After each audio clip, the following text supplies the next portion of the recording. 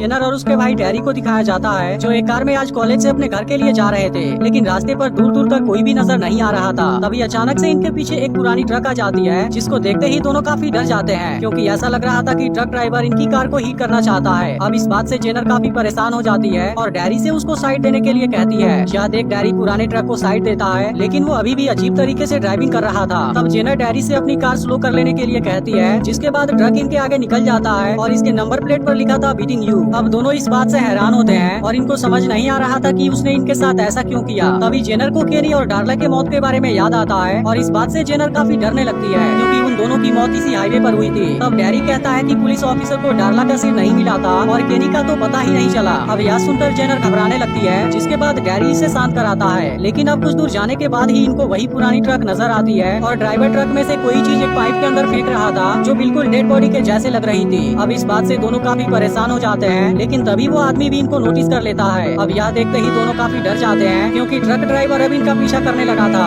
यह देख Jenner help के लिए कॉल करने जाती है, लेकिन फोन की बैटरी डाउन हो गई थी। इसके बाद पुराना ट्रक इनके तरफ काफी स्पीड से आने लगता है, जिसे देखते ही दोनों की हालत खराब हो जाती है, क्योंकि अब दोनों बहुत बड़ी मुसीबत में फंस चुके थे और इनकी कार भी ज्यादा स्पीड से नहीं भाग पा रही थी। इसलिए पुराना ट्रक दोनों को आसानी से पकड़ लेता है और इनके कार को टक्कर मारने लगता है। यह देख डैरी अपनी कार को जिगजैग मोशन में चलाने लगता है, लेकिन अब इनकी कार सड़क से उतर जाती है और पुराना ट्रक यहाँ से आगे चला जाता है। अब दोनों को कुछ हुआ तो नहीं था, लेकिन इनके कार की कंडीशन खराब हो गई थी। तभी डैरी कहने लगता है कि हमने जो देखा वहाँ कोई जिंदा भी हो सकता है, लेकिन जेनर इस मैटर में नहीं पड़ना चाहती थी। तब डैरी कहता है आखिर उसने हम पर अटैक क्यों किया, इसलिए हमें पाइप के अंदर जाकर देखना चाहिए। अब जेनर वहाँ जाना तो नहीं चाहती थी, लेकिन आखिर में डैरी इसको भी मना लेता है और दोनों ड्राइविंग करते हुए पाइप वाली जगह पर आ जाते हैं, जिसके पास में ही एक पुराना चर्च था और यहाँ पर बहुत सारे बर्ड भी थे, जिसकी वजह से इनको काफी अजीब लग रहा था। इसके बाद ये दोनों पाइप के पास आते हैं, जहाँ से बहुत ही खराब स्मेल आ रही थी, लेकिन अंधेरे की वजह से इनको अंदर कुछ भी नजर नहीं आ रहा था। इसलिए डैरी जेनर को फ्लैश लाइट लाने भेजता है। तभी अचानक अंदर से कोई आवाज आती है, जिसके बाद डैरी आवाज लगाता है, लेकिन अब अंदर से कोई भी आवाज नहीं आ रही थी। यह देख डैरी जेनर से अपना पैर पकड़ने के लिए कहता है और खुद पाइप के अंदर झांकने लगता है, लेकिन इसी वक्त यहाँ बहुत से चूहे आ जाते हैं, जिनकी वजह से डैरी नीचे गिर जाता है। और अब इस बात से जेनर काफी परेशान हो गई थी,